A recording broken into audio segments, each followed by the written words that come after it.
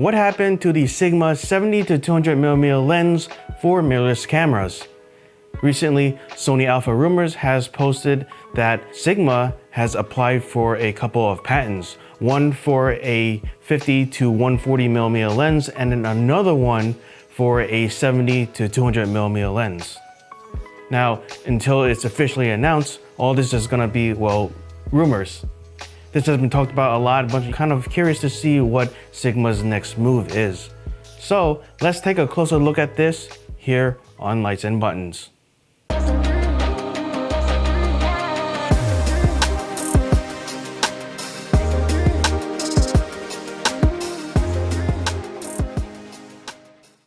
The 70 to 200mm focal length range is a very popular choice amongst portrait photographers because it offers that sweet spot in terms of the focal length to minimize distortion, and it also gives you a lot of flexibility in terms of having a shallow depth of field and the light collecting abilities when it comes to these constant aperture lenses. Now, these 70 to 200mm lenses typically come in two flavors. You have the f4 version, which is geared more towards the more compact, less cost, and also lighter weight lens. And then also you have the f2.8 version of this lens. And these kinds of lenses is geared more towards the performance side. So it's heavier, it's more expensive, and it's also bigger in size. If we rewind a bunch of years ago, say like when I got started around 15 years ago, the name Sigma isn't as big as it is today. And what I mean by that is that Sigma was known to be the cheaper third-party brand with lower quality compared to a first-party lens. But nowadays, Sigma really competes against these first-party lenses and give them a run for their money. For these medium telephoto constant aperture zoom lenses, let's do some comparisons among the ones that are compatible natively for the Sony E-mount cameras.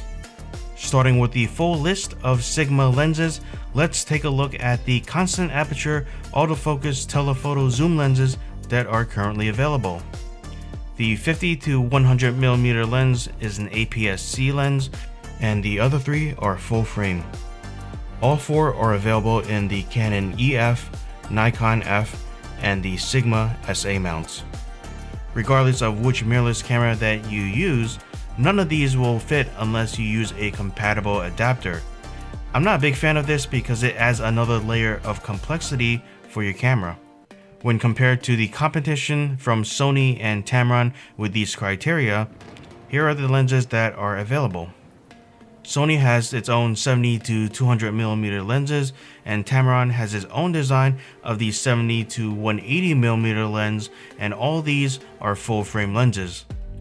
Tokina and the other lens manufacturers, to the best of my knowledge, do not make anything that meets the same criteria that I listed before. Speaking of the Tamron 70 to 180mm f2.8 lens, I do have that mounted on my A camera, and that's what you're seeing me through. It's currently set to f2.8, and then on my B camera, I do have the 85mm lens that's on it, so different type of lens, but both of them are portrait lenses. And definitely props to Tamron because I really feel that they have went above and beyond in innovation when it comes to designing a lens like this, because you have a lens that's a constant f2.8 aperture, it's compact, lighter weight, and costs less than your traditional professional 70 to 200mm f2.8 lens. Now, it's not by any means perfect. It doesn't have the built-in image stabilization system. It relies on the camera's IBIS system for that. It doesn't allow for teleconverters to be used. And then also, the focus drive-by-wire feature isn't the best in my opinion. So when you go to manually focus the lens, it's not as easy as some of the other lenses that are more directly attached to the lens elements when it comes to the focusing ring.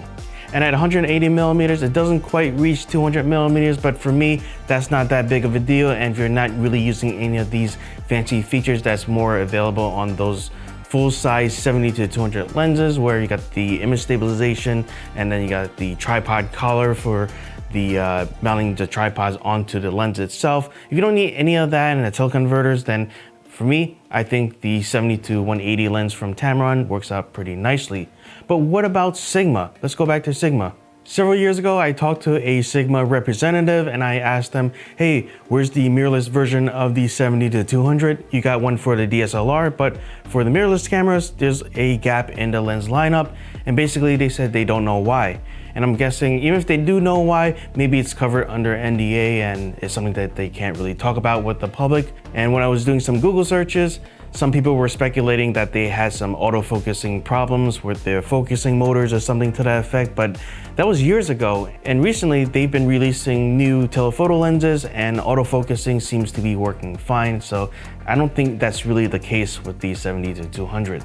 If Sigma is going to play catch up and start playing in this space, they have some competition that they really have to work out in terms of the first party lenses and Tamron. Tamron has that 70-180 that's really cost effective, compact, and lightweight.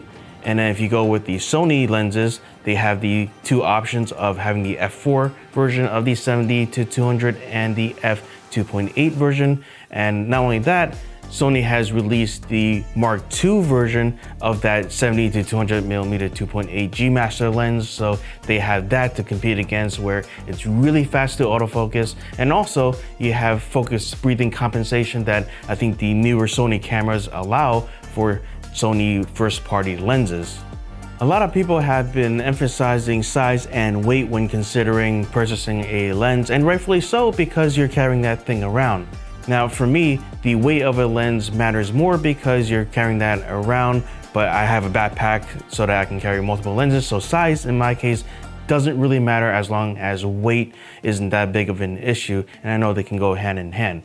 But where Sigma can come in is maybe even playing into that 70-180mm space, because with the Tamron lens, as I said before, it's not a perfect lens.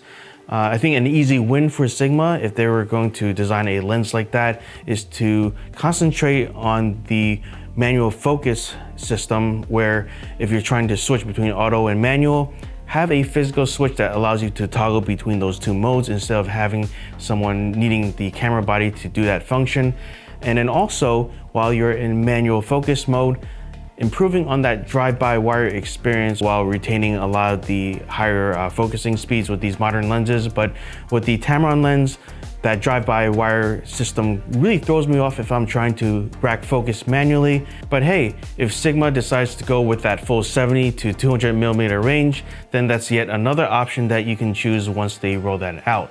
Or if Sigma decides to go with the 70-180mm route, that's a compact lens, having that compatible with a 1.4 or a 2x teleconverter would be awesome. In my opinion, the more options you have in the market, the better, because, well, competition. Are you waiting for the Sigma 70-200mm f2.8 to come out for your Sony E-mount mirrorless camera? Let me know in the comments below. Thanks for watching. That's all I have for today. Don't forget to like, share, and subscribe as always. I'll see you in the next video.